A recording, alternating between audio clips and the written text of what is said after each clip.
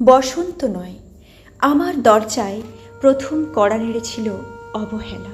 ভেবেছিলাম অনেকগুলো বর্ষা শেষে শরতের উষ্ণতা মিশে এলো বুঝি বসন্ত। দরজা খুলে দেখি আমাকে ভালোবেসে এসেছে অবহেলা। মধ্য দুপুরের তীর্যক রোদের মতো অনেকটা নির্লজ্জভাবে আমাকে আলিঙ্গন করে নিয়েছিল অনাকাঙ্ক্ষিত অবহেলা। আমি চারপাশে তাকিয়ে দেখেছিলাম আমার দীনদশায় কারো করুণা বা আর্তিব পেখম ছড়িয়ে আছে কিনা। ছিল না।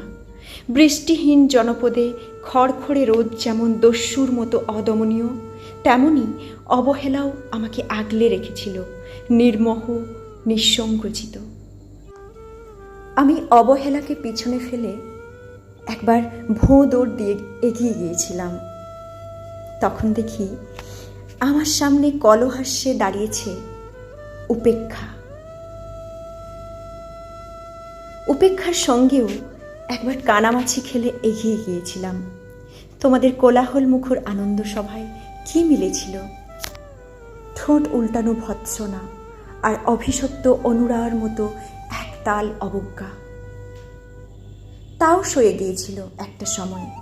ধরে নিয়েছিলাম আমার কোনো কালেই হবে না রাবীন্দ্রিক প্রেম।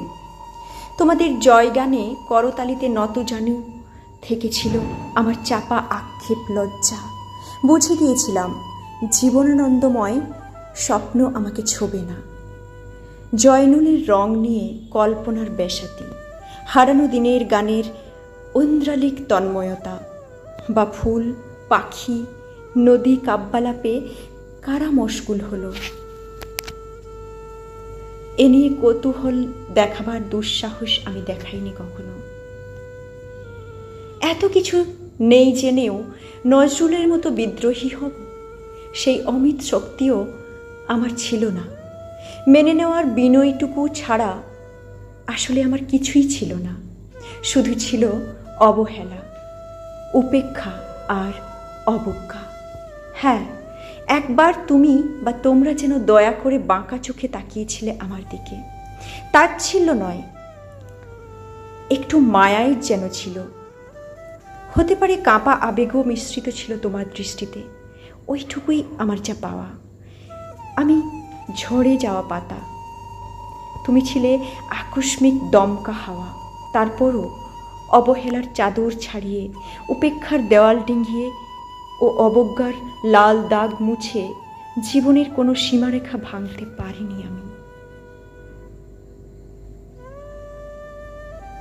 অনেক স্বপ্নপ্রবণ হয়ে একবার ভেবেছিলাম এই অবহেলা, তুষারপাতের মুখচ্ছবি, উপেক্ষা কাছের দেওয়াল, অবজ্ঞা কুচকুচে অন্ধকার, এর কিছুই থাকবে না একটি বসন্তের ফুৎকারে।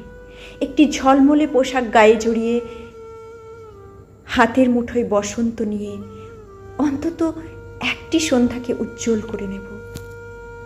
এমন ভাবাবেগও ছিল আকাশের কার্নিশে লেপ্টে থাকা পেঁজা মেঘের মতো। ওই মেঘ কখনো বৃষ্টি হয়ে নামেনি।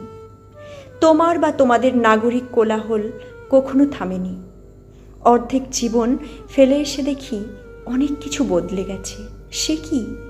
কোথায় হারালো কৈশোরের দিনলিপি বিপন্ন করা অবহেলা, স্বপ্নকে অবদমনের স্বরলিপিতে আটকে ফেলা উপেক্ষা, আর তারুণ্যকে ম্রিয়মান করে রাখার অবজ্ঞা?